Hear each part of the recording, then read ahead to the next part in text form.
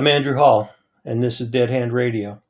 My guest for this episode is Marshall Barnes, Research and Development Engineer, Inventor and Musician. Marshall was my very first guest when I first started this podcast a year ago. At that time, we were at the very beginning of this global pandemic, and Marshall was speaking at a convention which was almost canceled. Due to the circumstances and times we were in, the majority of that conversation was centered on what's the best way for humanity to escape this planet and ensure the long-term survival of the species. Well, anyone familiar with Marshall's work knows that he's convinced the answer to that question is taking humans back to 12K BC. We'll get into that a little bit more. This time around, we'll revisit some of what we talked about previously, but to avoid redundancy, we'll get into some new topics about time travel and parallel universes and how they work. Welcome to Dead Hand Radio, Marshall. Thank you. It's good to be back. I really appreciate you coming back on, man. I've had several guests request that you be invited back on, and I feel like the last time we met, we had a lot of things that we did get a chance to talk about. So this time around, hopefully we'll be able to get to that. Cool. So,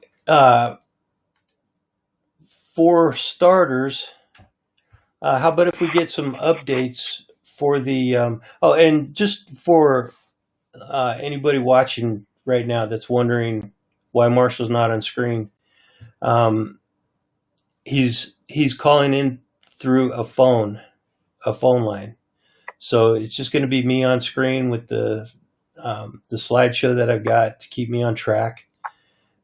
And we'll just see how it goes. But Marshall, well, can you give me some updates about how things have been going over the last year since we talked, and how you're faring during the pandemic? Oh, well, the pandemic, of course, has been a mess. Basically, completely threw all of my business plans off from the last time I talked to you, which really sucked because I had everything planned out for the year, and all of it was disrupted because, for the most part, what I was going to be doing was a lot of lectures and seminars and things of that nature, as well as other activities. But basically, what I was planning on doing was doing a lot of lucrative speaking engagements and everything, and so all of that went down the toilet because of COVID. So I had to improvise and do other things. And I also had to continue my research the best I could because, part of when we went through lockdown, I couldn't access the laboratory. We got this great facility. It's 2 stories of access and on the inside. And it's also got areas outside that we can do experiments in. It's locked, it's gated. So we don't have to worry about people, nosing around when they're not supposed to be. And so, and also the place, I've written about it, mentioned it before on hippypop.com, where I have a number of articles. And the place it's not haunted, but the place it's got some issues. There's all kinds of weird things that already happened there. And I had, for those people who may have been following me for a while, I had mentioned a couple of years ago about how what I wanted to do was do experiments in the area that already had a kind of propensity to have weird things happen there. And basically the resistance between reality, our reality and other ones was weak. And so it'd be easier to try to pull something off. And essentially what you're doing when you're trying to do this kind of work is you're trying to affect reality and make it do something that it doesn't normally do. And at the basis of reality, by the way, is information.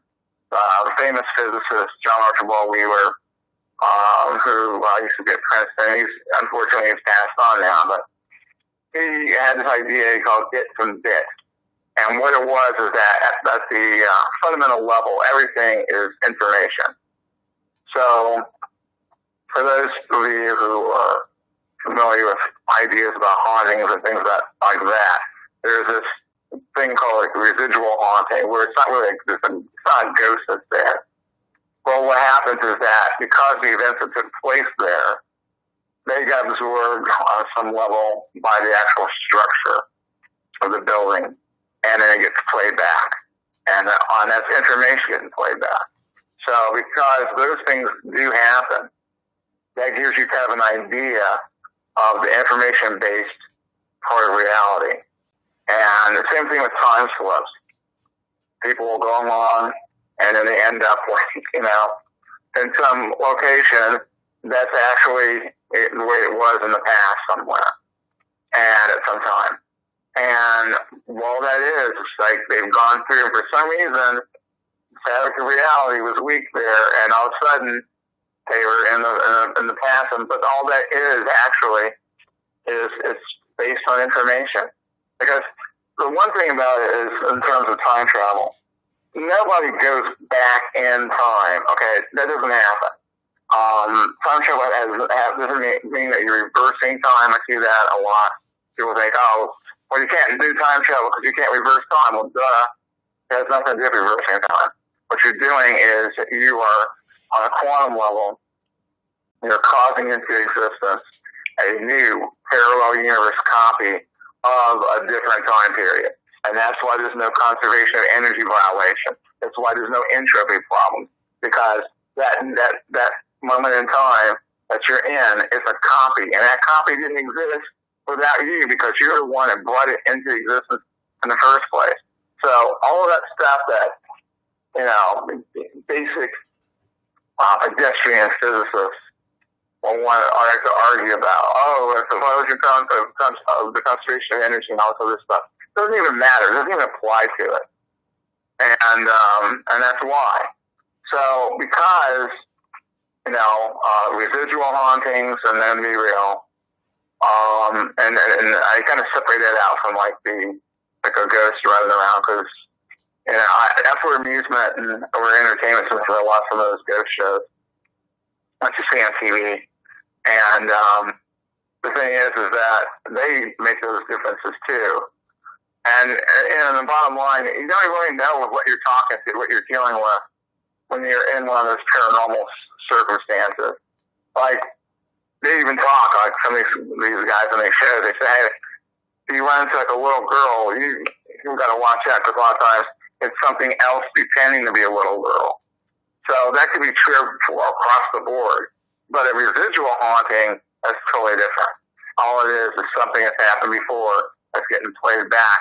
And that's interesting because there's a basis for that in how we're going to try to do time travel, because it's all about manipulating information.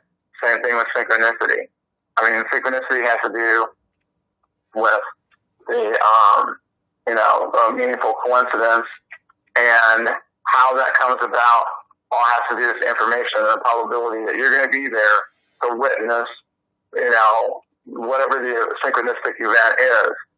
But if you can learn to manipulate synchronicity, then that means you can learn to manipulate the probability. And when you try to do, like for example, a time travel kind of event, that it's gonna work. That was some of the earlier research we did back in the 90s. So, we're very comfortable, and we're very far into the probability of actually making time travel happen, because we're not messing around. We're trying to do closed time-like curves and wormholes and all that kind of nonsense, because none of that stuff works. Einstein didn't really care about time travel, and just because you can find solutions in general relativity to things that professors that were afraid of what their peers would say if they said they were looking at time travel. It's the way it used to be. That's why for them, a closed time-like curve was code, so to speak, for a time machine. And in reality, saying that a closed time-like curve is a time machine is like saying a waterfall is a washing machine. I mean, it's like, it doesn't make it. It doesn't cut the cake. And so that's another reason why the search for solutions for time travel have taken so long. Because people have been too afraid. The people that should have been in a position to try to figure it out were too afraid to do it. You know, it's like the guy that's, you know, afraid to ask the prom queen out, even though she likes him, you know. So that kind of thing. Let's talk a little bit about the peer-reviewed paper that you had published. You submitted to the Global Journal of Science Frontier Research, and the paper was accepted, reviewed, and published, and that happened recently, right? Yeah, double blind peer reviewed. Yeah. The reason why I think they did it is because in the paper, what I did was I joined together the work of a number of physicists that a lot of people don't know about, so not very many people actually take this kind of subject seriously.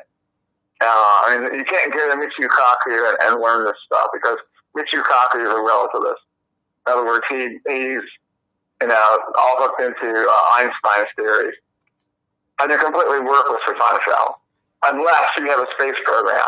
Now, if you have a space program, then you can go ahead and wait for your time and money trying to find a wormhole in space or whatever. But, you know, there's nothing practical there. Nothing. So basically, what happened was I took the work from 1992 of Yakira Haranov. There's an Israeli-American physicist who, by the way, in 2009, he won the National Medal of Science Award here for the United States. So, at any rate, he had an idea of a time machine. It was strictly theoretical, but the key thing was that kind of as its ignition feature, he was using quantum mechanical measurements. He didn't go into detail about what exactly he was going to measure.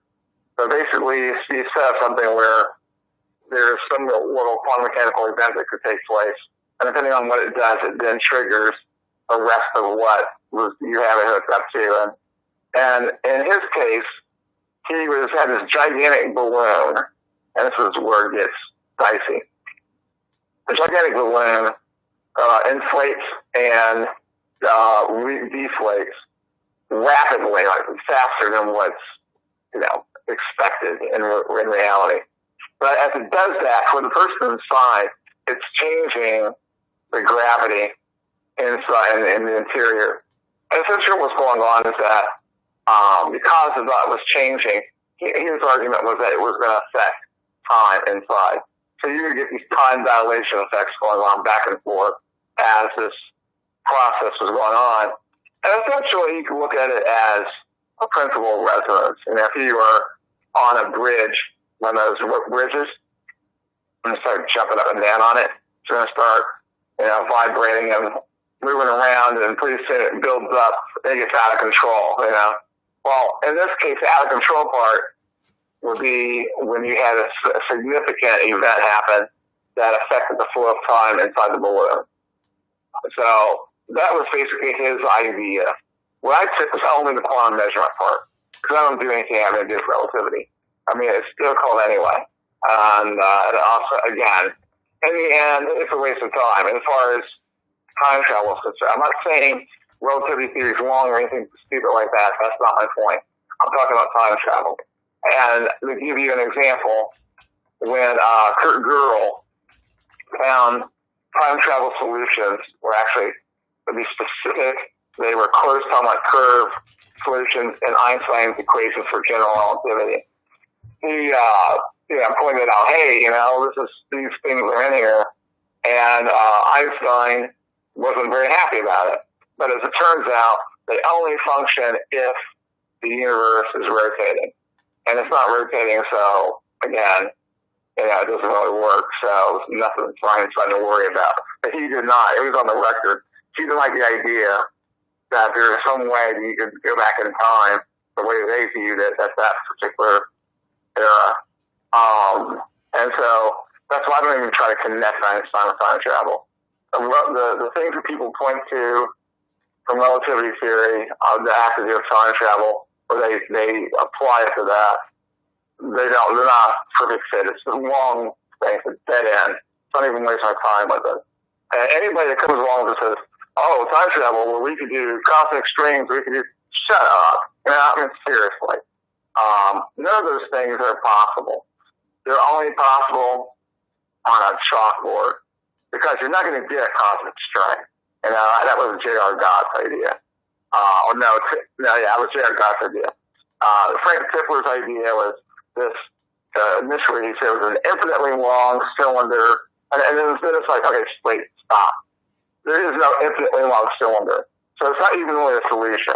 Okay? It's just something for a professor to mess around with on a chalkboard. That's not going to solve our problem of the fact that we've got the world going down a toilet, okay?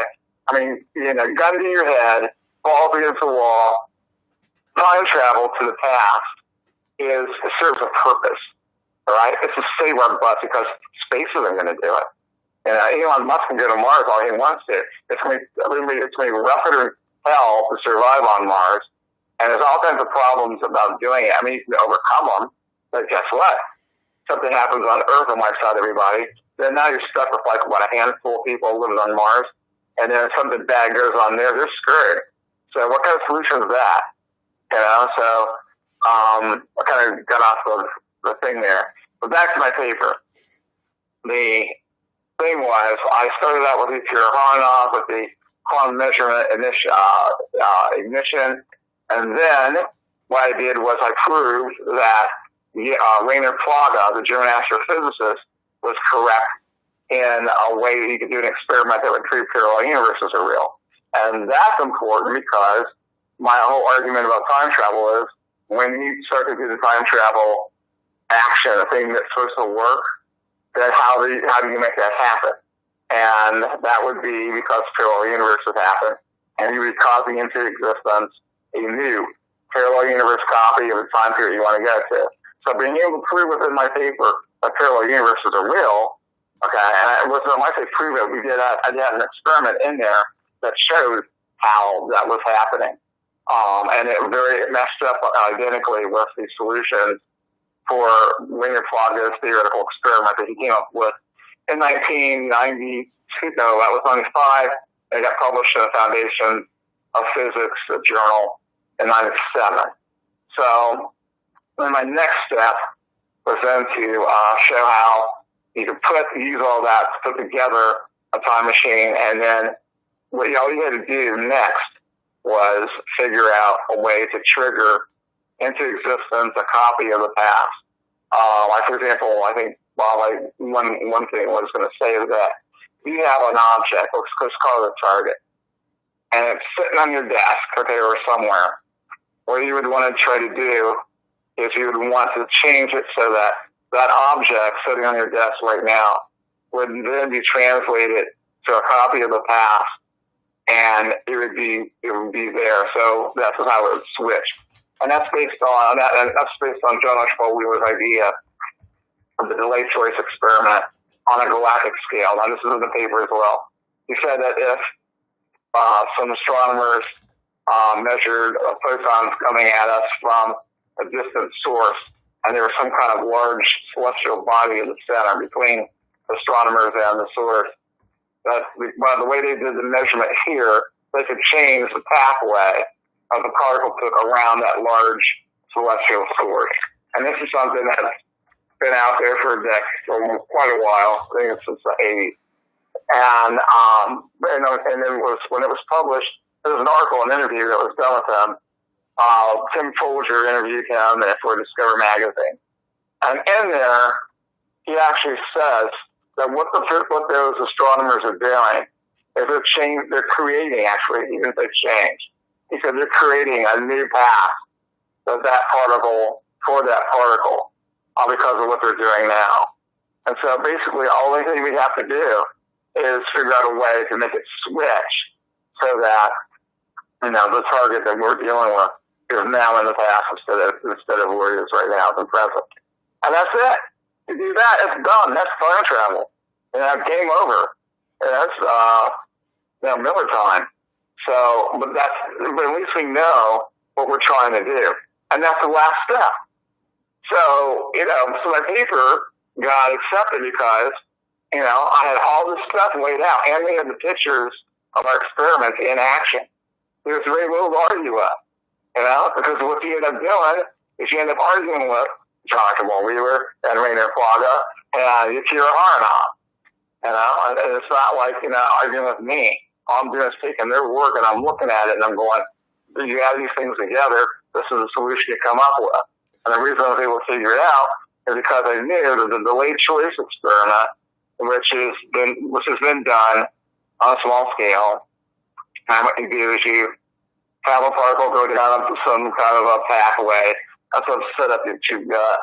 And it crosses a certain area where you can put up a barrier or a screen or whatever. And physicists know how to time it so that when it goes past the area and the screen pops up after the particle's already gone by, it then makes the particle go, oh, I wanted to go back the other way instead of this way. And so they find it at a different detector on a different path. Okay, and so that's like normal. Go ahead. So the paper was accepted, and basically the work and the research that you've been doing is now validated within the scientific community. Has that changed your method of how you proceed, or has it brought additional exposure for the work? Well, it just came out, and I didn't really have any problems with the scientific community before that. I mean, there's always going to be, these people out there that have their opinions and they believe that they're valid for some reason. But, I've not had any significant problems with anybody, and I have people following me from like 19 countries around the world, and a lot of them are at major facilities. For example, there's somebody over at the India's version of DARPA, the Defense Advanced Research Project Agency that we have here. There's someone, I can't remember what they're called over in India because it's a long name. I mean, it's longer than DARPA, but at any rate, it's their version of DARPA. Somebody over there is reading my papers. There's people in Pakistan, there's people in Iran, there's people in China, that are reading my stuff. And I don't have any of these legit people, regardless of what country they're in, coming out and saying I'm wrong. So, the only time I ever get that are from some of these, stupid students out there who think they know stuff because they took a physics class. And they don't understand that the work I'm doing is an advanced concept area. Emphasis on the word advanced. So there isn't a class that anybody that's currently taking physics, I don't care where it is, and where they're covering the stuff that I do, because it's not advanced. I'm talking about on the very leading cutting edge. I mean, if you ask most people, I don't care, let's have a PhD, they probably don't even know who Yukira Haranov is, So, so that's the thing. But people who are real professionals, in the field, they know who Yukira Haranov is. So, so there's a big difference. And that's what happened. But I don't have a problem. And I think that's one of the key reasons why I think my paper is accepted, because I had all the I's dotted and the T's crossed, and it followed a very straightforward path. I didn't start going off any kind of crazy stuff. And it was easy to follow, and that's what they did. Well, yeah, you followed the research that came before yours. You added to it, and then with your experiments, you basically proved that those theories are correct. Exactly. Yeah. So what's a person to do? I mean, that's why I'm the freaking nightmare for conservative physicists out there that want to think that everything's all nice and tidy, and there's like this one universe and time travel is impossible because of paradoxes and all that other kind of BS. You know, I'm their nightmare because number one, I know how to do my work. Number two, I actually do research. Number three, I do experiments. And number four, if they confront me on it, they're going to be pulling back a nub, you know, because I'm not putting up with it. I know exactly what game they play, you know, in this competition. Because, see, in science, the science world, regardless of what people that promote STEM education tell kids, because I've done that before. Man, I used to prove my STEM. We got awards for it. But the science world is very cutthroat. Yeah. I mean, it's like what Todd Rundgren said about being anybody that's dipped a toe into the scientific community understands how cutthroat and how vicious it can be. I mean, I talked to a lot of people within the UFO community, and they have a lot of inner exchange with scientists, and it gets pretty brutal. You know, you're talking in academia and science, those people really stick to their belief systems, and they don't like to change their ideas about how things work. So and then I come along. for a guy like you to come along, that really ruffles the feathers, which is a good thing though, because people like you that are willing to go out on the fringe and do the real hard research and development, not just research, but also the development, are the people that change the way things go. Now, bear with me a little bit. I know what your answer is going to be, but I want to ask this question anyway. So you're planning on developing this time travel, and if you don't mind, I'm just going to call it a machine, because that's puts it in a nice little container for me to understand it. So you're planning on developing this in the very near future, as soon as you possibly can. But outside of that happening, how do you see the next 5 years or 3 to 5 years rolling out for you in the development of the work that you're doing? I was gone by that time. I mean, I knew that was your answer, but so. Well, this is a joke, okay? It's like we're at that time, okay, where there's no playing around anymore. It's like David Byrne said, this ain't no party, this ain't no disco, this ain't no fooling around, okay? The world is, in my view, the world is getting ready to get on the toilet, all right? And I'm not going down with it. I mean, that's why I moved. I was doing a lot in the aerospace area. And when 2015 came along, there's certain geopolitical things that started to happen that me and a friend of mine had predicted would have to happen, and in order for us to take seriously the idea that things were going to go down the toilet. And when they happened, I said, "Oh no, that's it." You know, forget warp drive and all that stuff. And I'm switching to time travel. So I already had a background in that research, but I hadn't taken it to I hadn't returned to taking it very seriously again, okay? Because I was still attached to the world as we know it. And that's over. I mean, that's done. I mean, so what's going on now is I'm trying to accelerate as much as possible, getting the operation back up again, with the purpose of first completing the research on how to make the last step of reality, and then that will provide for one-way time travel. In other words, we just get out of here and save our skin, you know. But then there's the other part, which is very interesting, and that is to be able to go back and forth, and that's where going 12,000 years into the past comes in, because I've already done the research, I've got paper out on it, and basically what you do is get 12,000 years into the past. There's not that many people around. All the major cataclysms have already taken place. The Ice Age is ending, and so you could go back, and if you could establish a base. And then and then keep returning and building into a settlement, et cetera, bringing people back in technology and all that. Then you could start over again in the past and be safe from like all the further nonsense that's probably going to happen here. Because a lot of people don't understand, but there's like a 30-year window that futurists have pretty much given our civilization here. And they've forgotten how, like before COVID took off, that they had taken the doomsday clock and had advanced it to 100 seconds before midnight. Okay. And then COVID happened here in a big way.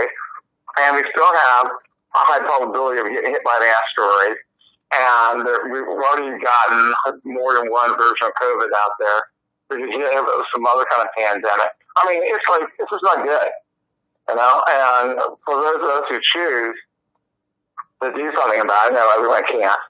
But, you know, for those of us who choose to do something about it, then it behooves us to do something about it and get the hell out of here. Because, you know, it just doesn't look good. And I'm not sticking around. And so that's basically it. Now, the amount of how much does that cost? Well, I figured that for $100,000, we could make this stuff happen because we're not starting from scratch. We're at the end. So, and it probably won't even cost $100,000 really. I mean, I'm just, you know, putting together a budget. But the thing is once we are able to go back and forth, that means we can do things like mining in the past. We can like get gold, we get diamonds, we get precious metals that are used for computer technology and stuff like that, and make a ton of money doing it. And in the meantime, and you can play that game out, you know, as long as need be, until things really go to hell in a handbasket here, and then just, you know, go back and say sayonara. So who gets involved in that? It just depends. You know, I've got several different versions of what I call a time travel association, where these are people that are interested in taking advantage of this.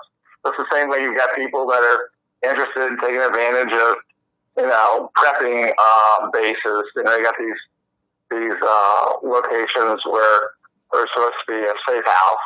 It's underground, and it's fully stocked and all kind of junk. We got people investing in that, in case the world goes down the toilet. Unfortunately, there are a number of scenarios that could happen that will render those places not as safe as they thought they were going to be.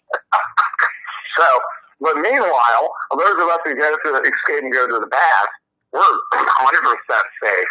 Yeah. Totally guaranteed, you know? You know, we're not going to end up somewhere where, number one, we have to deal with a bunch of hostile indigenous people.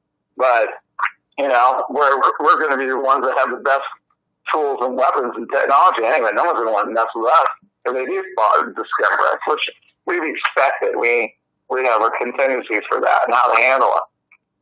But so that's 100% option. Go ahead.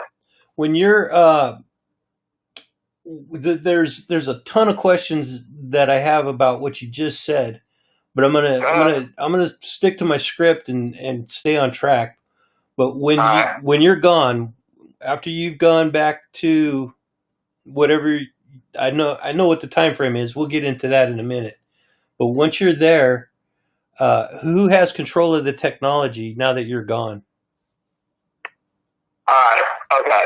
So who would have control of technology? Nobody. We would like close it off. You know, if when we get to that point, we're not leaving it for anybody else unless there's a darn good reason to.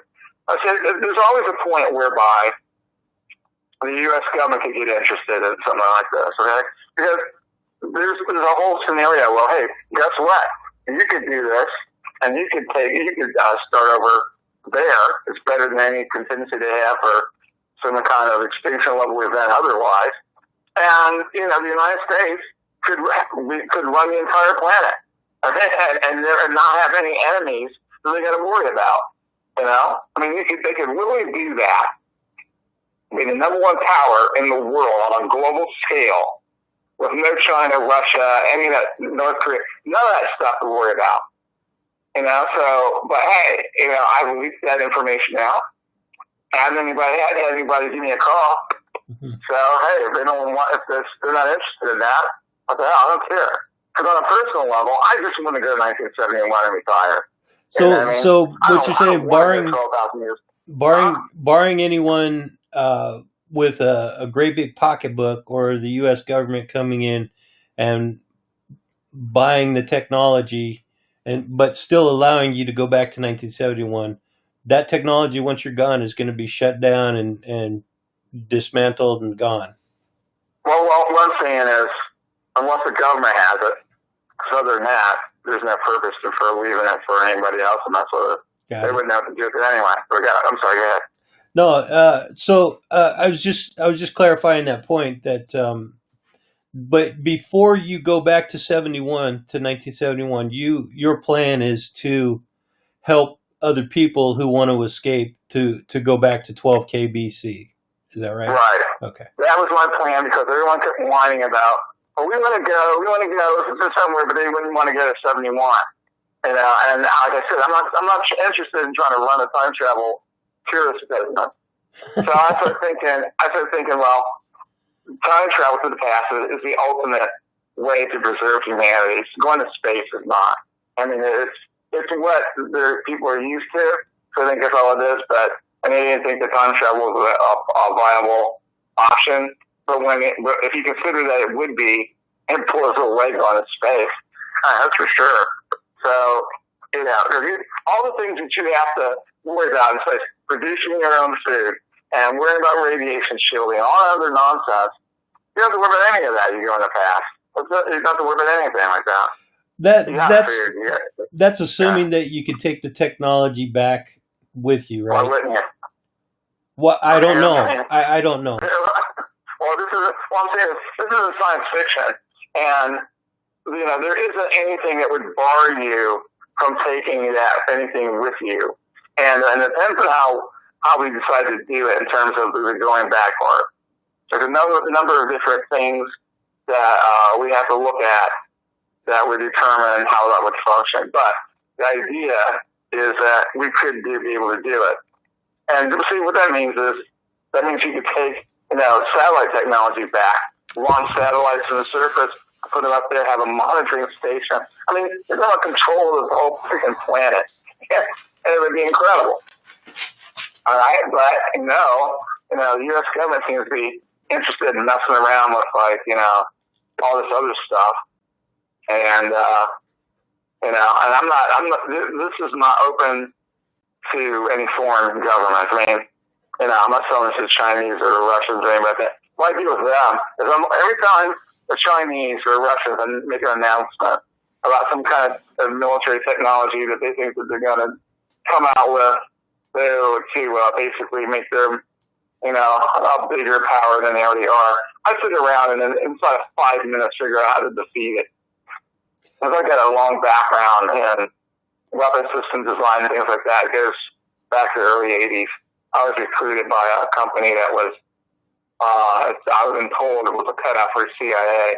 But they wanted to hire me because one of their founders, who was an attorney who regularly, did business things where he would help start a company, okay, and then take a piece of it for doing illegal work. And he saw a treatment I had for a movie. What I wanted to do, it was like a Star Wars kind of thing. That before Return of the Jedi had even come out.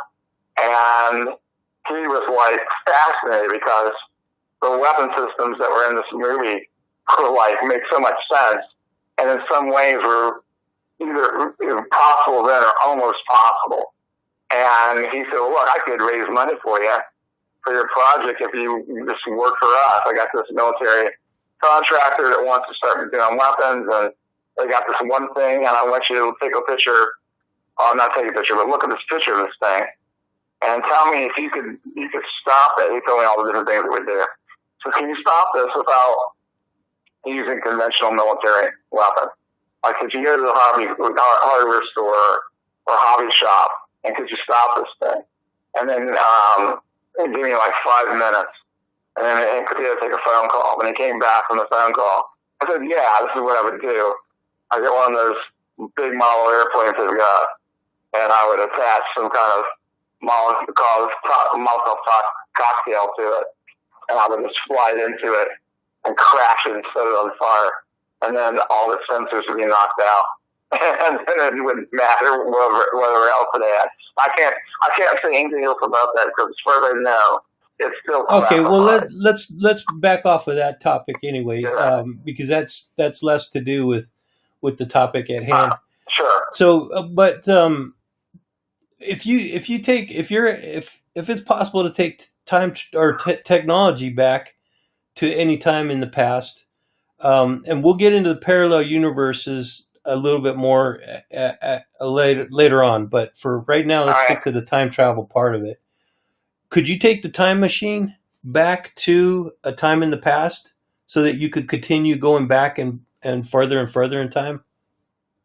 Well, I'm not asking I'm not asking why you would do something like that, but is it possible to take that technology?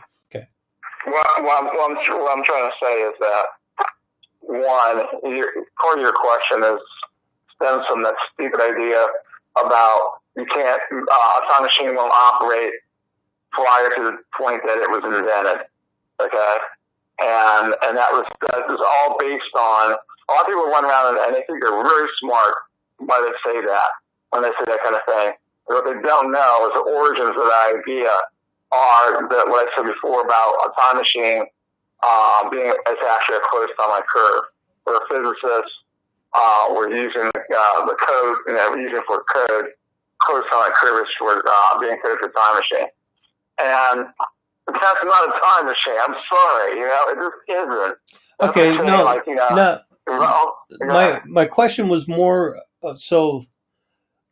Let's take your scenario for example. You go back to 1971, and you're there for let's say you're there for a year, and you realize that was a mistake. You don't really want to be there. You want to go back further in time, but your time machine is back in 2021, so you're stuck in 1971, right? But it depends on how we got there. And we haven't defined what the time machine is. And the thing about it is, as long as I'm in the 20th century, I can always build another one. You know what I mean? We don't have Radio Shack anymore. They got it back there. But so what you're saying is that the technology used to create the time machine, and I'm only calling it a machine because that's easy. Okay. But that technology existed in 1971, so you could just rebuild yourself a new time machine back then? Yeah. Got it. As long as we have technology, I mean, the 20th century stuff, like primarily later 20th century. I mean, in other words, as long as there's a Radio Shack down the street someplace, I could build what I would need if I ended up using some method that I didn't bring the thing with me. Okay. I could always rebuild it. The further back you go, the more problematic it becomes. Like once you get back to the 50s, it starts to become a pain in the butt because they just didn't have, the readily available parts that they did. Like when Tandy, company started Radio Shack. I mean, you could just go. It's just easy. You don't have to think about it. You don't have to track it down. You know what I mean? I'm thinking this time machine would be the size of a large vehicle, or. Well, that is again. Well, first of all, we could do something like that, but that would not be the whole thing. And what you have to understand is that there's a number of different ways that you can put a time machine device together. And that's another reason why it's going to take us a little while to figure out the best approach to doing that. But there are two basic things. You got a station version, which is like, where you create some kind of a capability of leaving. But the thing about it is it's like a time tunnel or Stargate or whatever. That's a station version. And then you have the vehicle version, which is any kind of thing that's independent. It's not like it's not a station. It's like the TARDIS or the DeLorean Back to the Future or the spacecraft, but the time machines that they had in the TV show Time or not Timeline. I'm trying to think of the name of the show, and it's sort of stupid because I was involved in criticizing it. And I have lost it. I was just going on the brain fart. Okay. NBC's, I can't remember the name of the darn show. It's hilarious. Is it Timeless? Timeless, yeah. Yeah, I okay. want to say Timeline because I knew it was an L, but I couldn't come up with the darn L word. Right. That's the Timeless. show. That's the show that we were talking about earlier that I hadn't even seen. Yeah, right, exactly. Yeah. But no, they had the time machines they had in that show were really cool. I like the way and I think what's really interesting about the time machines there was that I could see theoretically how they were supposed to be trying to do what they were doing. Well, I don't know if the writers were even smart enough to know that because they weren't smart enough to handle the rest of the issues about time travel accurately. So I don't know. But yeah, those are examples of vehicle time machines versus station time machines. And both kinds could work. So, you have to be able to improvise. Okay. So let's get into why you want to go back to 1971. But before you do that, why not just go back to 2009, invest in Bitcoin, and make yourself a mint off of Bitcoin in the next 10 years? Well, I don't think we're going to be here in 10 years, and I don't need to use Bitcoin to make a lot of money. Okay, so that's the thing. I'm in a position now where things play out right. I can make a lot of money and then take some of that with me when I go to 71. So basically, and then once I get to 71, I know who to talk to under what circumstances to basically make things take off for me there. And so I got no problems. It's like, that's my retirement plan. Go back to 71, take out an ad. Or actually, before I do that, what I would do is I would make some kind of a promotional video, because I'm a rock musician as well. So I would do some kind of promotional video in high definition and get it transferred to 16 millimeter film and take it back with me, and then talk to the guy that was running the Fillmore East back at that time and make a deal to show the film as the last thing that happens on the last night of Fillmore East. And that would blow everybody's mind. I would spend that money to buy ads and local, newspapers, lock newspapers and stuff. And so people would know about it, and it would blow everybody's brains away because they would have never seen anything like it before. And this was the time when psychedelic stuff was really, it was really the thing. So I know people would be into it. And then I would go and to the factory and get a meeting with Tony Zanetta, who would have just been arriving not too long before that from London, where he would have met David Bowie and brought him back. And then I would show this picture to him, and it's me and him, but it's in the 80s. I go, this is me, younger, and that's you, older. And he'd be in shock. I go, yeah, we're talking time travel. And then I would say, I know who to talk to now, or if we can put together a company, you wouldn't have to worry about how long Main Man's going to last, and we'd all end up being rich. And then see, now I got his serious attention at that point. And then I had a business plan on what to do. A lot of the space con stuff I already know about because I came along in 79 and tried to be ahead of what way things were in 71. And so, I got it worked out. I got no problems. If I can get back there, I can make it. Because I know who to talk to, what to do, how to do it. We'll start MTV before MTV got started. Would you do a better version of it, better job? Would you try to save Jimi Hendrix's life? I won't be there. He was already dead. He was. When did he die? He died in like 70. Oh, okay. I thought he was still alive in 70. 71. I think he died in 70. Okay. Yeah. Well, Jesus. Stevie Ray Vaughan died in 70 or 84. Well, he died in the 80s. Yeah, 80s. Yeah. Well, I mean, there's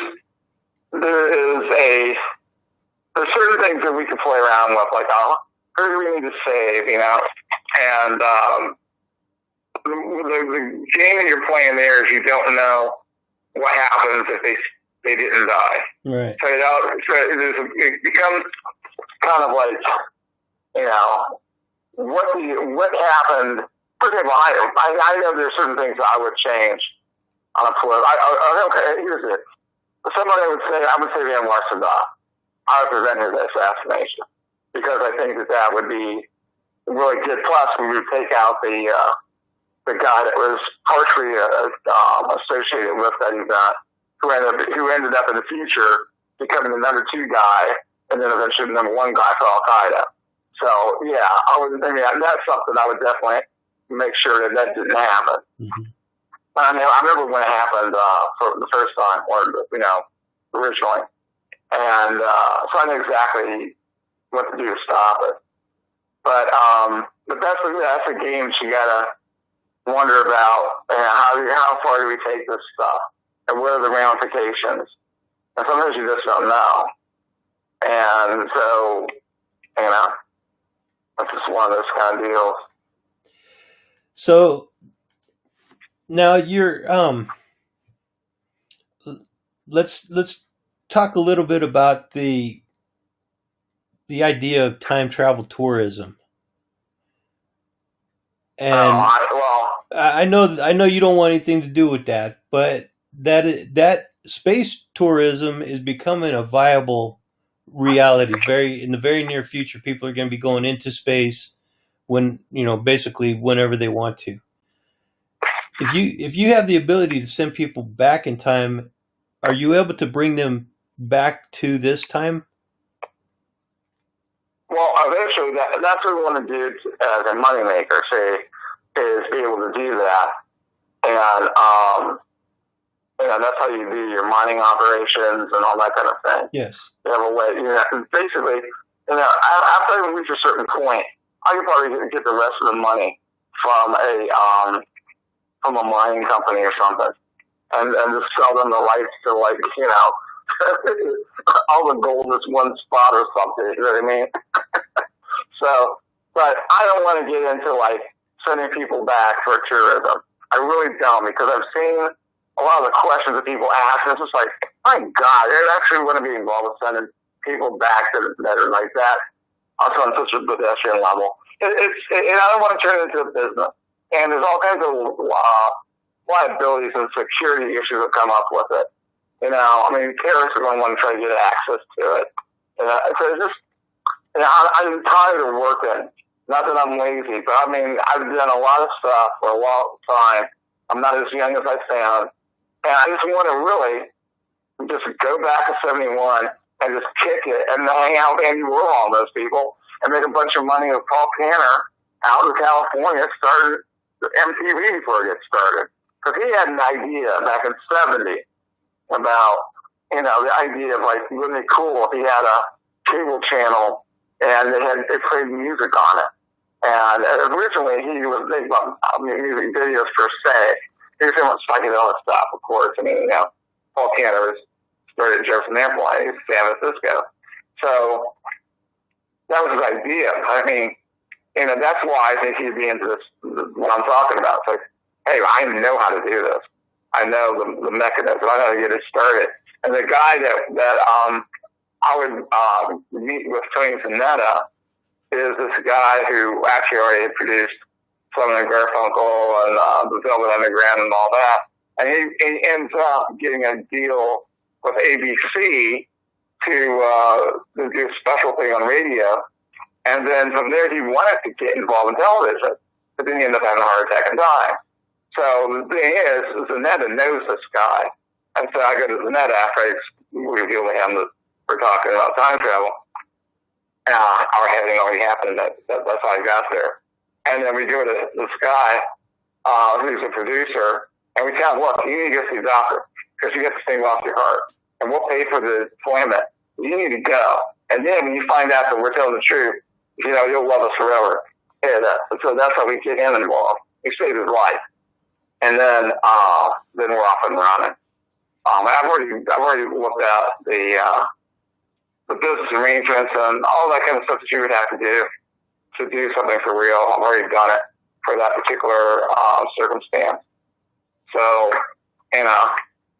Now I'm gonna jump forward a little bit to a couple of listener questions because I've had some listener questions that are kind of relevant to what you're talking about right now. Sure. So one of the listeners asked if he would like to go back to the 1980s, but his question is what would you do about having identification, Social Security, bank account once you get back? Yeah, because you come out of nowhere. Well, look, here's the thing. Unlike now, the further back you go, the easier it is to come up with a new identity. What was that? Say that again. I said, the further back you go, the easier it is to come up with a new identity. Yes, that's true. Absolutely true. Right. And as a matter of fact, like for me in '71, it's not even considered illegal. They don't to do it. I mean, that's when a lot of the ideas about having new identities came out. Go to the graveyard and find some kid, use his date and birth and all that stuff. But, I would say you can still do that in the 80s.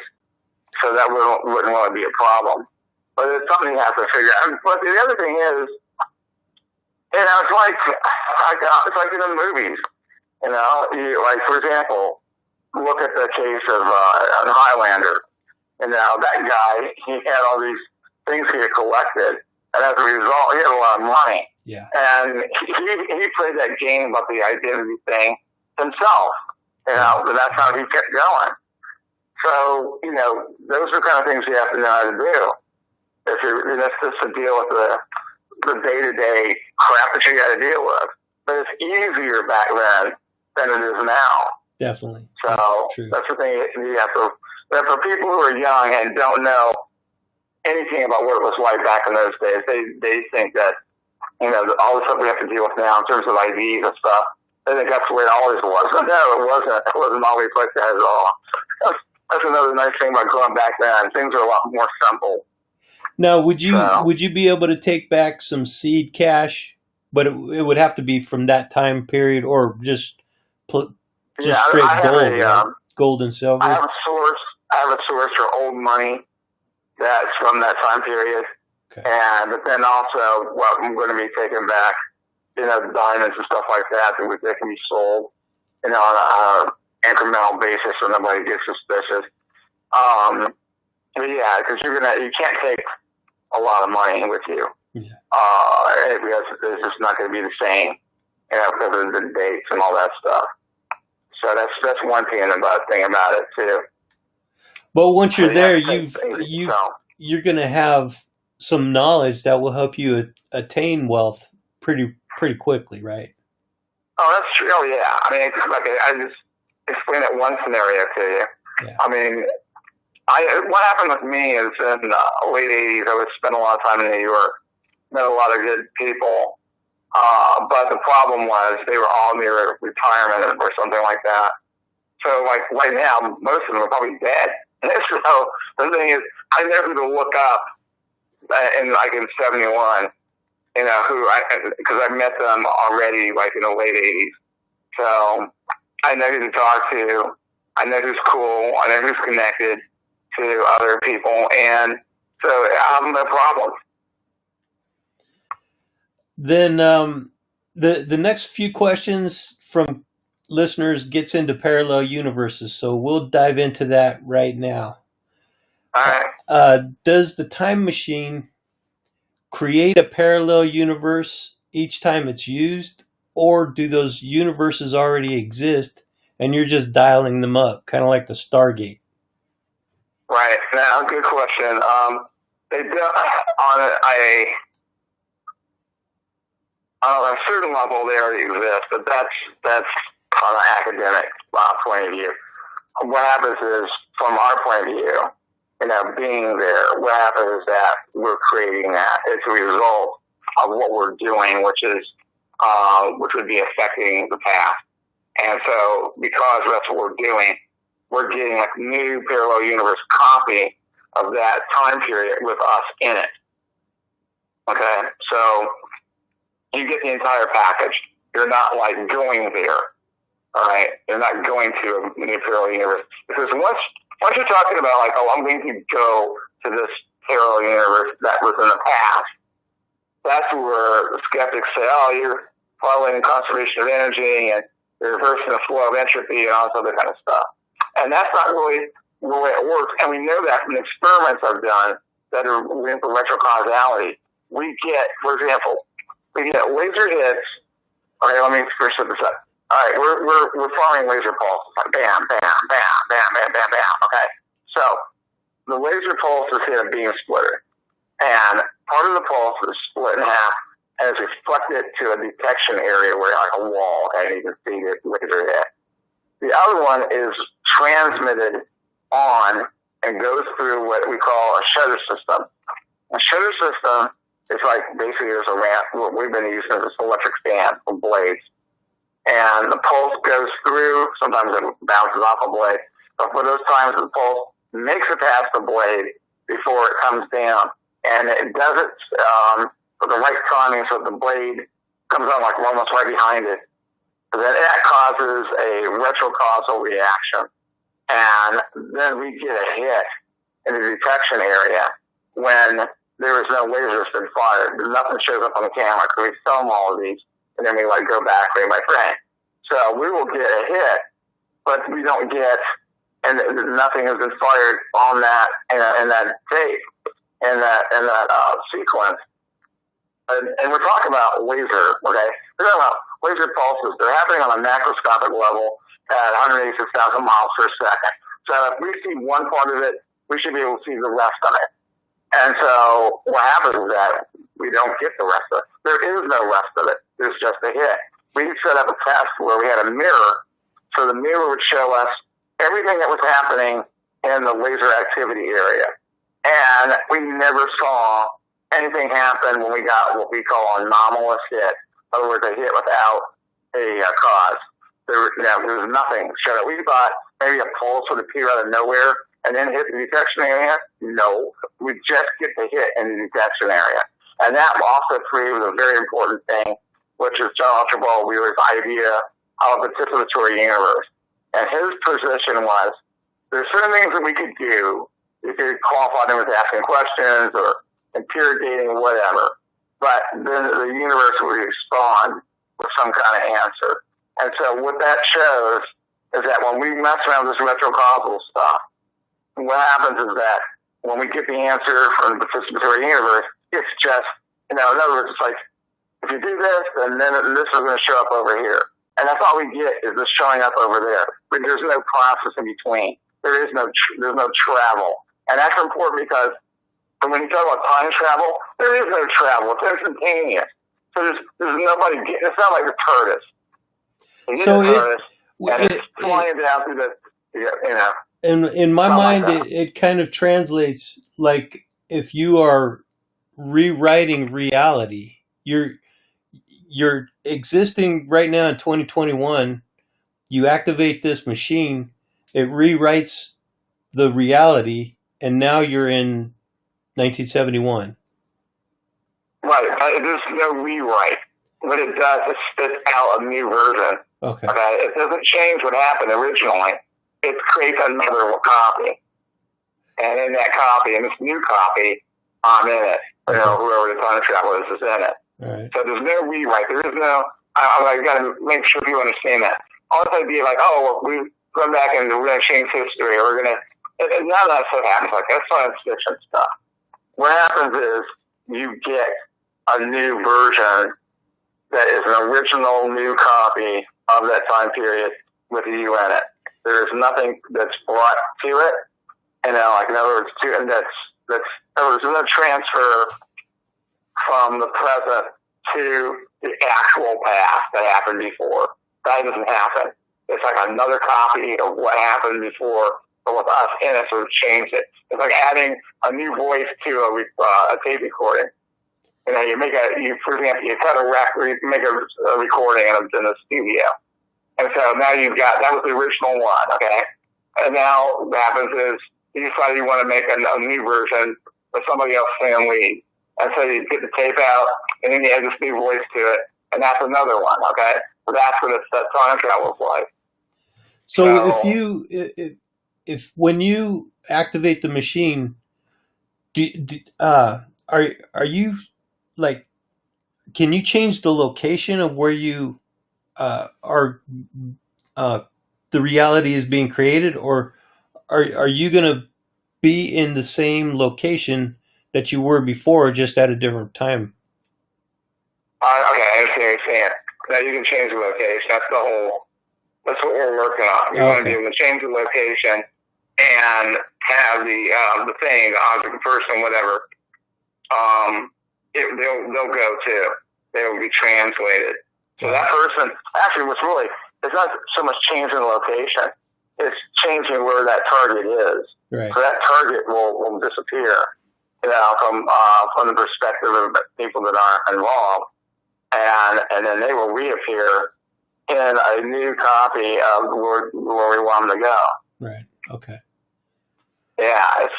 So you could put yourself in the middle of New York City in 1971, even though you're in a different part of the country, right? Basically. Exactly. Got it. Okay. That's cool. Yeah. That's very cool.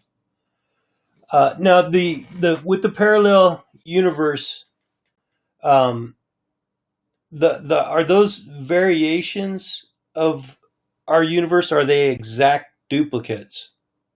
That's a good question. Here's the answer. Forget about the term original, okay? Because just like the atoms in your body and everything like that, and the molecules that make you up, they're not the ones you were born with, okay? That stuff's all gone, all right? Because we lose all those things, and they get replaced. There's cells and everything. So, just like that, we are not in any quote-unquote original universe.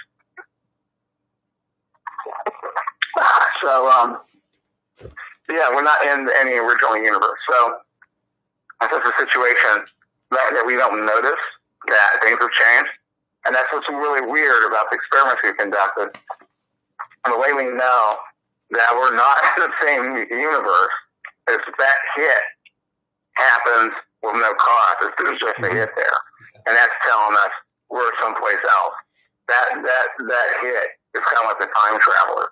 Okay, now if the time traveler shows up and we were originally where he was, we've traveled as well, but what we want to do is we want to be able to send something and not go with it. That's the key, and that's why it's dangerous. This stuff is really dangerous because once you do something, man, it's fixed. I mean, unless you can really control it, you can undo things, but that's tough. That's another thing that's kind of made us be very cautious. We've been very concerned about what we call isolation and containment. Yeah. And we don't want effects to take place, outside of the area that we're interested in dealing with. And so, that's when I was heavily involved in this stuff back in the 90s and stopped for a long time. And, but now I've come back to it very seriously the last 5 years. But, I remembered and reviewed the information that we had before. But the guy that I used to work with, he was very concerned about isolation and containment because he did not want something to happen that we didn't want to have happen. He didn't want effects to extend beyond. Because he got into trouble, not serious trouble, but he was more of a brute force kind of a guy. Let's build this big machine that's just going to rip a hole in space, kind of thing. And he built this really cool looking machine. It was awesome.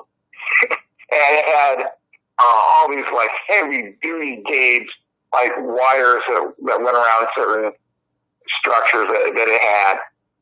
And when I say wires, I mean, these things are iron, okay?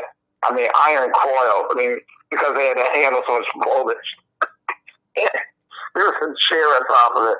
And he was doing experiments where he would get on top of the chair and turn this thing on.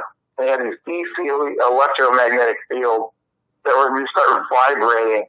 And I think he hallucinated a bit with the stuff. But he let some woman get on this machine. Wow. And doesn't bear with me. It's like, I wasn't there because I didn't want to be around when that thing was turned on because I was more into quantum mechanical kind of stuff, and you don't deal with that kind of crap.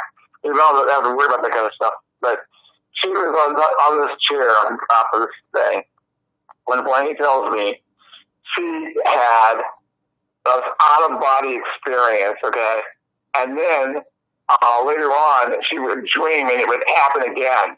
So she's like, and she couldn't get it to stop.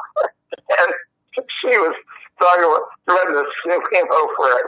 But then I guess it finally went away. The effects wore off. But I'm like, so that machine actually triggered some kind of a psychic experience for her. Oh, yeah. Wow, that's cool. I talked to the physicist about it. I described it.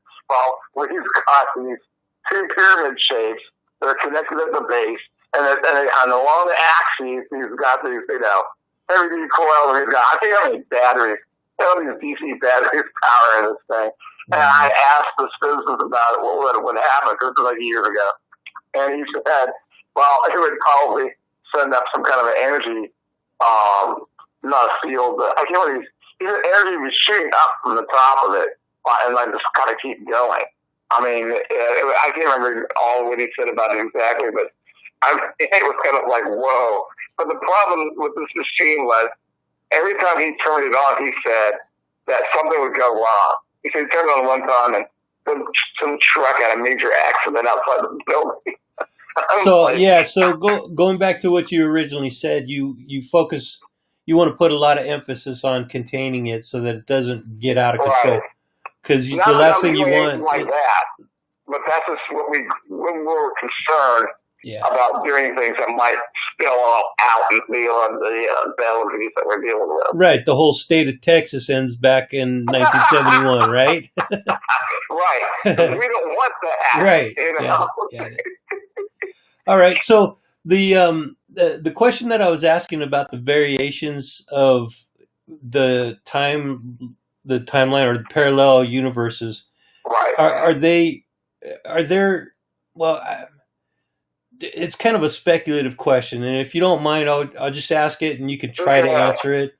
But are the variations between one universe to the next, are they minor or are they possibly pretty major? They're everything. I mean, it depends. And for those of us who are research that area, those are the kind of questions we don't worry about. Because some of the universes, there's going to be no difference. And then you're going to have universes where, Hillary Clinton's the president. I mean, so it ranges.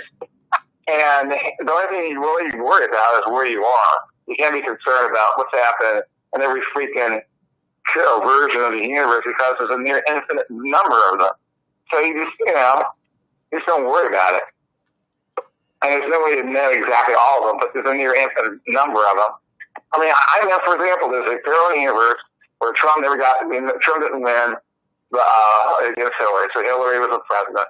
I don't know what happened after that, but I could map it out possibly. Yeah. And when I say map it out, there's a skill that you learn if you're part of the club. There's the people that are really serious about this kind of stuff.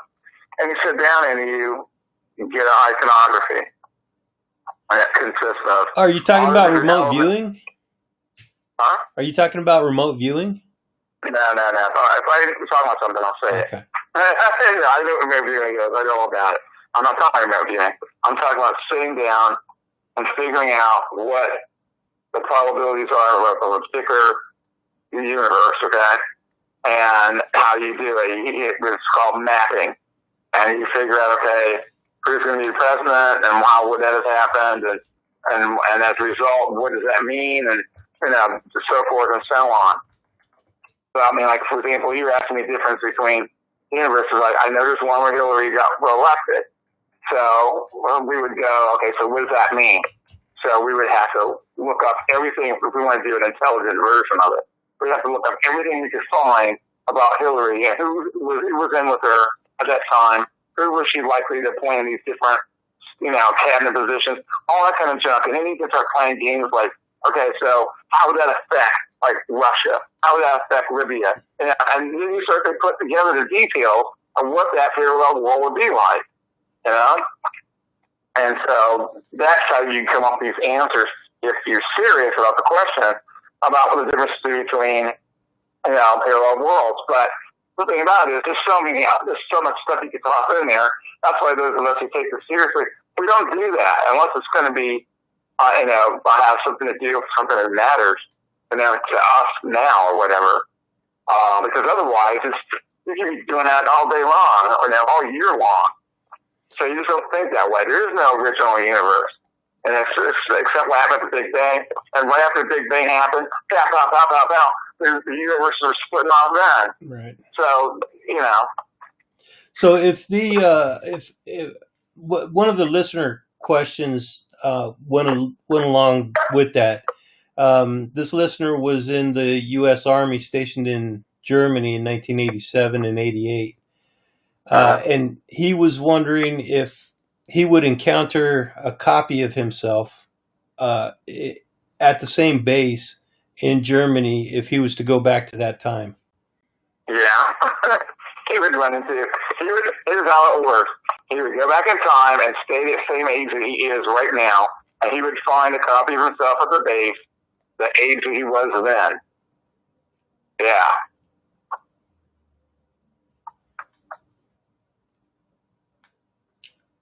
But then, and if he landed in a different universe, that could potentially never happen, right? I mean, we were just talking about that in some parallel universes, the variations could be so great that you may not even recognize it. Okay, you asked me if he went back in time. Okay. Yeah. So the thing is, so when you ask a question like that, then I'm going to give you an answer that reflects the idea that somebody intelligent that knows what they're doing was trying to send him back to that time period. You can get some moron running the equipment, and he can end up anywhere. Got it. And also, you know what I mean? It's like you have to. And I'm assuming that the idea was he would go back to that time period to where it was then. But heck, we could sit down and send him back to a time period or that time period, and when it wouldn't be Jimmy Carter. But that was, what's the year? He said 87, 88. That's like... That would have been Reagan era. End of Reagan. Yeah, it's Reagan. So Reagan was Bush Carter. won. So I don't think... And that was the second term for Reagan, so it wouldn't be Carter that would be president. But it should be somebody different. You know what I mean? But what's my point? If you wanted to dial in different variables to send him back to a timeline that he didn't recognize, you could potentially do that. Is that what you were saying? Yeah. Wow. Sure. That's really cool. That's really interesting. I mean, once we get it worked out, that is how it would work. You can do it that way. Okay. Certainly. Wow. That's cool. So that's all I have on parallel universes. Now I'd like to talk a little bit about the future developments of the technology, as far as what you're working on right now, and the funding of the project. Have you considered crowdfunding to finance the project? Yeah, I plan on doing it. So here's the options. Okay, like I said, my perfect budget for this was $100,000. Okay, so that means I could, tap into people that I might have connections to in Hollywood or someplace like that, and get like 10 people kick in, $10,000 a piece for, giggles, and for the possibility that, wow, if it really works in being, because Judge Kramer had a somewhat related experiment that he wanted to try to conduct. And he was able to raise $40,000. And so there was no chance of anyone getting their money back from that, because there wasn't going to be any, even if it worked, he might not have been able to turn it into a commercial enterprise. But you never know. But the thing about it was it didn't work. It didn't work for a very good reason, because the approach was wrong. My stuff has worked, and that's why I got published. So what we're looking at is trying to raise $100,000, and then if it works again, which will be the last stage, then we're looking at being able to go back and do mining and stuff and make a ton of money. I mean, it's like an awful amount of money, because you're talking about being able to get, without regulations, without anybody telling you what to do, without permission. And then, for example, we could make a deal with some company that needs like a bunch of the kind of precious metals, or I can't remember what they call them. It's not precious, it's something else. But it's the minerals or metals that China has. They have a lot of this stuff. And they always screw around with people about getting access to it and so on and whatnot. And we can go to China back in the past before anyone could say anything and just take a bunch of it. It's not going to affect what's here, because we're in a parallel universe. But we can just get it. So, you know what? Now you just brought up a really good point. If some legislators start really taking a look at this thing, there's a potential that they could pass legislation that could prevent some of these things that you're talking about, right? Yeah, they're stupid. I wrote a book called Paradox Lost that explains time travel and how it would really work, for the purpose that people in the government would not freak out when they realized there were people actually working on doing time travel, and think that someone could go back in time and change their election. That was kind of the joke then. So, but that's basically it. So yeah, they're stupid. But then once we get it to work, then it's like, if they say, "I would try to pass some kind of legislation," or just take off, and we'll do it from someplace else. Mm-hmm. You know what I mean? I mean, you're dealing with people now on a certain level of intelligence that is beyond the mere grasp of your everyday politicians. Okay, politicians are. I mean, I have such a low opinion of a lot of them, particularly these days. It's not even funny. But the thing about it is, instead of trying to legislate against it, why don't they try to take advantage of it and use that as a way to prevent or to basically ensure the continuation of the government in case there's an extinction level event, on Earth. Because then it's like, we could start the United States all over again on a parallel version of the Earth in the past, and then have the whole planet for ourselves. Right. Screw Russia and China and North Korea. We don't need them anyway. That's the way they ought to be thinking. But as far as I know, they haven't. So once you get the funding, once you get your $100,000, what's the next thing that happens, or what's the first thing that happens? First thing is we have to resolve the last part, which would get us time travel one way. Okay, that's the first thing we do. Nail that down. Then we start the operation to figure out how to get back and forth and all that, which I've already been thinking. In other words, this is a work in progress. I'm going to sit around twiddling my thumbs waiting for something to happen. So what we have to do is we have to figure out, okay, how do we do the back and forth work? Once we do back and forth work, then we can do the expansion into the past, and we can do the mining thing. We can do all kinds of, it's all on the table at that point. So you're what you basically have to do is build the machine and then start sending stuff through the time tunnel or through the machine, right? In other words, we have to figure out the way to approach that problem. We're going back and forth. We build the equipment to do the experiments, see which is the best way for it to work, and if we can get it back to work. I'm very confident that we can get one way to work, because we've already done things that are scary that are on the boundary of making one way work. I mean, stuff that's really off the chain, and that's one reason why we've kind of been very, very careful about what we do because we don't want to screw anything up. No, I'm not even worried about the rest of the world or anything like that. I'm just saying, what we don't want to do is all of a sudden, oh, pal, I'm in 71, and I'm not ready to be in 71. Yeah. You know what I mean? Yeah. We don't want something to happen that was unintended. That was unintended. We don't want that to happen. So you got to be very careful. But we know how to do that. And we've never had a mistake or haven't had any side effects or crazy things happen. And we're not dealing with tremendous amounts of power because we're not working with solutions from relativity. As a result, it's not about power. It's about information and how you manipulate the information. And we know how to do that. But once you start to scale it up, isn't it going to require a lot more power? No. No? It's not going to require it. Well, it depends on what we're doing.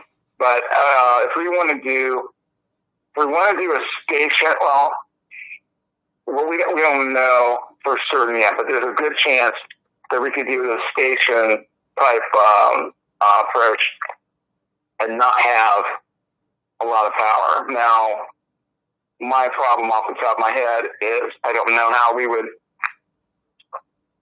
see if we want to maintain the opening, then we're going to have to deal with some power issues. But if we figure out a way to be able to just go back and forth and it's accurate, then it doesn't matter. We don't deal with the power issues then. Okay. But there's probably a way to get around the power issues. I just haven't thought about it recently. But so my brain's already working on the solution right now. So there you go. So there's still quite a bit of experimentation, development, and testing, basically, really. to get. I mean, not compared to if we were just starting out. We were not just starting out. Right. Basically, what we have to do is put together technological solutions that we think are going to work, and then we just have to play around with them. But we're in the ballpark at that point. We're not starting from scratch. We're in the ballpark. We're not out in the parking lot. If I asked you to give me a time frame, if you had the funding, if I got the 100,000 today, yeah. Within a year, I think we'd have everything done because we already know what we're doing, and then we can hit. The key thing is that in this entire process, which means we started out from zero, all right, and then we started doing retrocausal experiments and et cetera, et cetera, et cetera. During this entire process, nothing has had a problem. We've not hit any speed bumps that said, "Oh, you can't go past this point." None of that has happened. It's just kept working all the way down to the point where we are now. And we're at the end. So it's like, what are the odds that, it's not going to work? I know from talking to people with experts that were experts in statistics at Ohio State University and on another problem, but they said, if you have a chain of events that are highly improbable, the more that they turn out to actually work, then the higher up the probability is that you're going to, the last point is going to work too. And they told me that it was another problem back in the early 90s. So applying that same method of thinking that they were right about the original thing, applying that to this issue, then it's, chances are the last part's going to work. So then it's just a matter of trying to get the next phase, which is the back and forth, to work, and then there you go. Do you have patents already pending on this, on the technology? No, because I'm not stupid, and this is what I mean by I'm not stupid. If I filed a patent on this, number one, I'd be violating Chapter 34. Chapter 34. Is it Chapter 35? No, code. Yeah, U.S. Code 35, Chapter 17, 181 of Segment 181 of the U.S. Code by putting out technical information about how to do this, because you have to do that if you do a patent. And then the Chinese or anybody else could get it, and then that would, the government would come in and shut it down for that. And then also, I obviously wouldn't be as smart as I really am, because that would be stupid. And I'm just saying, that's really an ignorant thing to do. because, somebody, it shows a level of amateur thinking to do that. Well, Because but you're not but aware of all the other stuff. Like, for example, I know about ITAR regulation. so you know what ITAR is? let me expound just a little bit on the question. Yeah. What would happen to your work if somebody came along, developed the technology already that you're working on, maybe even stole the development you've already done, and takes it away from you, and then files a lawsuit against you to shut you down? I'd probably kick their ass. Number one, I'm stealing. Yeah, that would be my response too. But well, I mean, what I'm saying is, number one, first of all, I don't tell anybody how this will work, so the chances of them stealing it are highly improbable. Okay. Fair enough. But then the other thing you got to have to realize is that if I know how to do that, and then they really piss me off and do something like that, that's not a good thing to do. Right. Particularly with my background in advanced concept weaponry and all kinds of stuff like that. I'm not that guy that you want to do something like that with on that scale. So that's a really dumb thing to do. Okay. All right. So we'll leave that question. Leave that question alone. I won't push on that anymore because I understand where you're coming from with that. I am not. For example, on the there's this cliche of inventors that do stupid stuff. They invent one thing, but then they do it the wrong way, or they do it some silly way that opens them up to various adverse actions, either from big oil or the government or whatever. Okay. And, or some major corporate competition. I'm not one of those guys that do that. Yeah. Okay. At the same time, I'm not the guy you want to push around. Right. I'm just for anybody who's thinking wrong. That's not me. Fair enough. So, good. Yeah. Okay. I can live with that answer. Now we're winding down a little bit. I've got a couple more. Sure. I've got a couple more listener questions that I want to get to. Let's go to them then. What's that?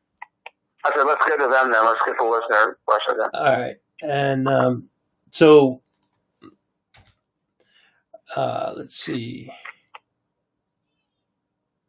All right. So I think I've pretty much covered everything that I have on the list here.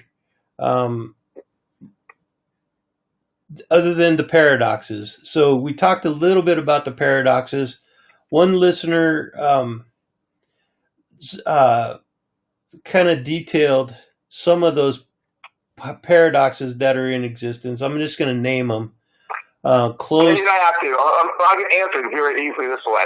100% of those paradoxes are wrong, okay? Because each one of them is going to have what I identified in my book, Paradox Lost, a FOUT, which is the first action of cause, all right? In every single one of the paradoxes that people talk about, like the grandfather paradox, or the bootstrap paradox, or whatever nonsense they want to come up with. Okay, slow down just a little bit, Marshall, because it's getting hard to understand. Sure, okay, sorry. That's okay. In each one of the paradoxical situations, there is a first action of cause problem. In other words, you have to look for where did this begin. For example, the paradox in the book or the short story, All You Zombies, which got turned into the movie Predestination. What happens is, it's impossible to have a baby that was its own parents, all right? You need an original, set of parents to make the baby.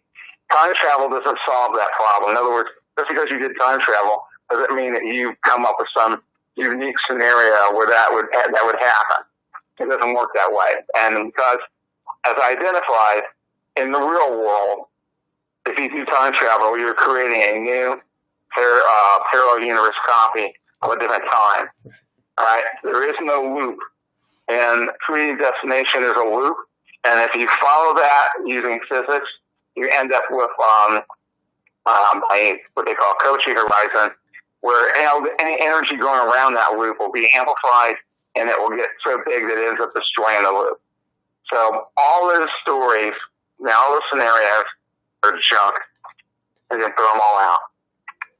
I think that you've explained that pretty clearly, and we went over that several times during our conversation about parallel universes.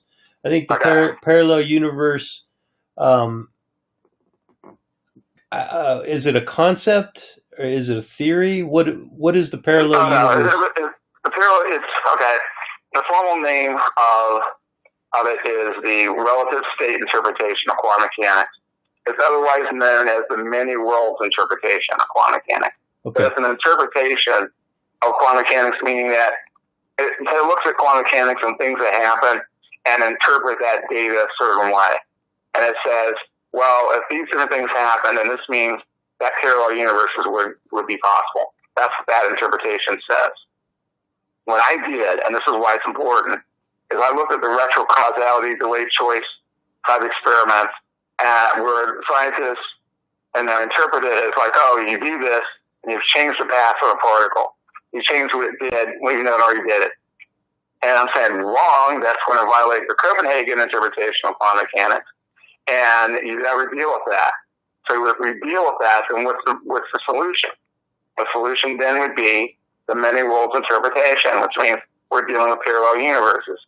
So that's where my experiments come in, because I started doing retrocausal delayed choice experiments, looking for specifically evidence that that's what was really happening, that we were creating parallel universes. And as a result, we did the experiment. I set it up specifically for that, and we got the answer.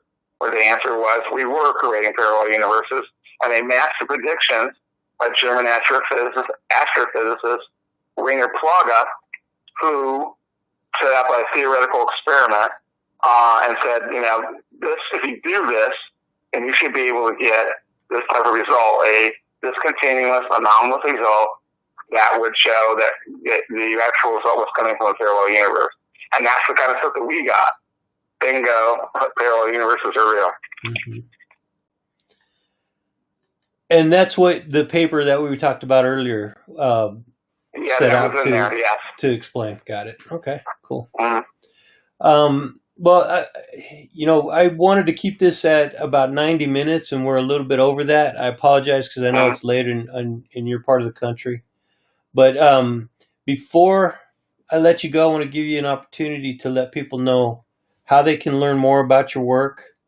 And then, okay, we talked a little bit about the paranormal thing earlier. You started to talk about it, but I wanted to expound on that a little bit, because you've had some experiences in your location that could be considered paranormal. Is that true?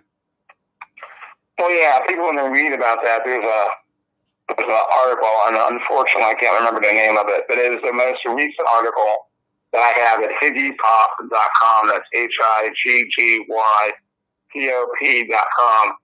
Or a website out of England. I have a lot of stuff in there about time travel and paranormal things and UFOs and all that kind of stuff. So I go into some detail, and there's actually some photographs from that location, and I talk about what happened there. But we had things that were happening there that they weren't like ghosts, but they were very strange things, and they happened in front of witnesses, multiple witnesses. And the management of the building even knows about it and all that, so it's not even open to debate. But what they appeared, after I analyzed everything, what they appears is that there's kind of like a bleed through, or that building have a connection to somewhere else. And because what we would get is, for example, there's a call button in the elevator, and when you push it, it's supposed to trigger an alarm or a notification in another location, and they're supposed to call and say, what's wrong, what problem do you have? Are you stuck in the elevator? That kind of thing, right? So we would have sometimes that button go off, and none of us had touched it. And then what was really strange is the response that we're supposed to get if we had touched it, and had triggered it, didn't show up. So it's like the response went to some other place that was disconnected from our location, and somehow we did not get the response from them. We had the doors have a little notification or alarms. I don't want to say alarm, but you open up the front door, it says door open, and then so we would have things like that happen where the thing would go off and it would say door open, and we're looking right at the door. The door's not open. So it's bizarre stuff like that. And then, here's another one. Somebody would shut a door, hear a door slam, but there were no doors that were open up to begin with. That's weird. You hear that kind of stuff. That's true. It's all the time. It's halfway, that kind of things. So people don't like to be in there.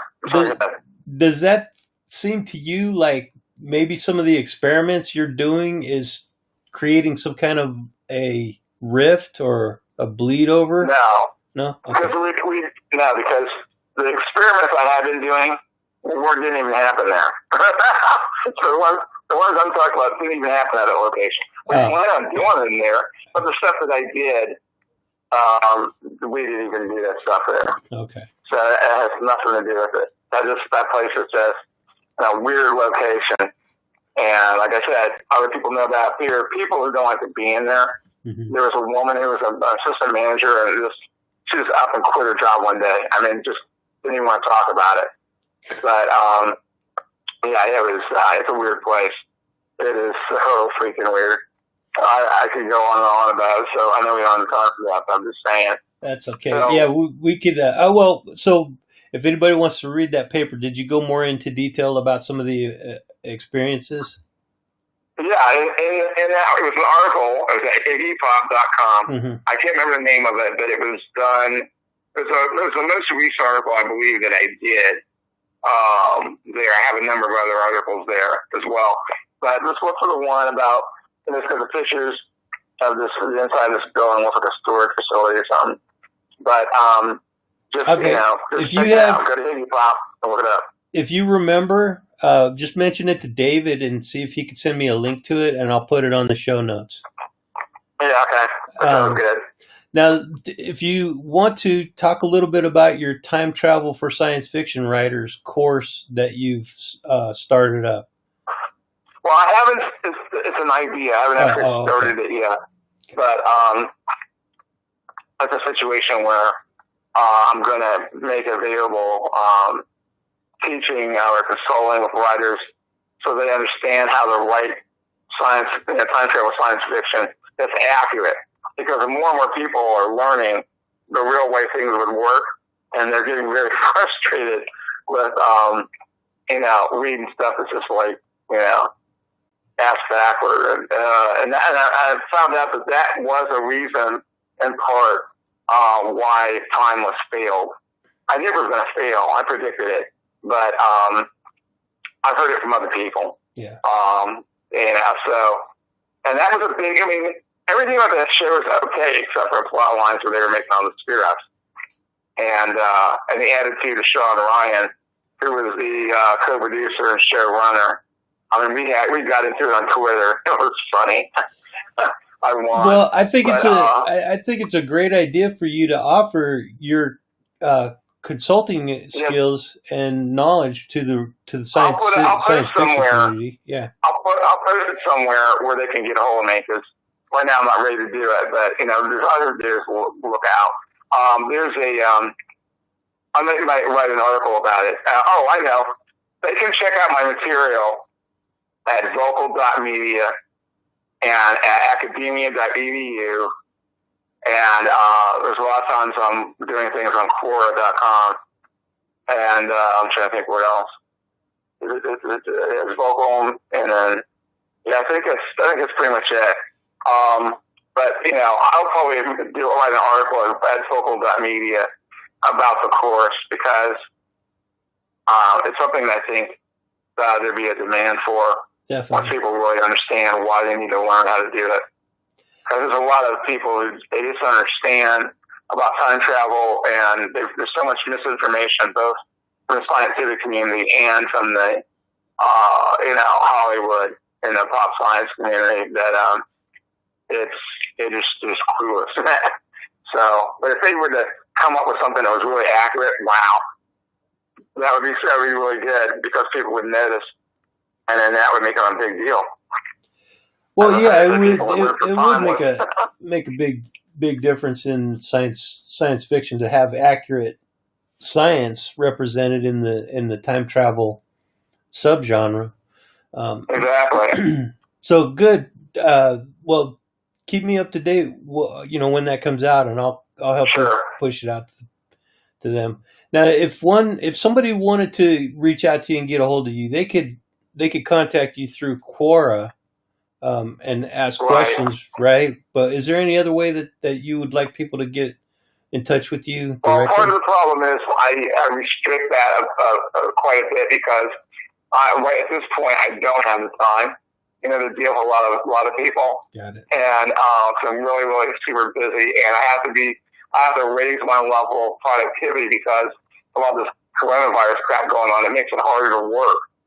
Like for example, if I want to try to talk to someone about getting an article done, are they at the office or are they at home? And if they're at home, it adds to the delay time, not them getting back in touch with me or even finding out if I'm trying to get hold of them from the office. It's a nightmare. Right. So I don't have a lot of time. And also I get a lot of people trying to contact me on a weird stuff. But the best way is show up on Quora and ask a question or something like that. But that's pretty much the situation. All right, good deal. Well, is there anything else you'd like to say before we close it out, Marshall? I was just saying basically that we're at the point where this time travel thing is no joke anymore. It could really save lives if we can get it to work, because I think things could get a lot worse, and I don't want to take that chance. So people spend billions of dollars on trying to give it a space because I think that would be a way to save people, but it just costs a lot less money. And if it works, it'll make a lot more money than space stuff would. Definitely. So it's time to take time travel serious. That's basically it.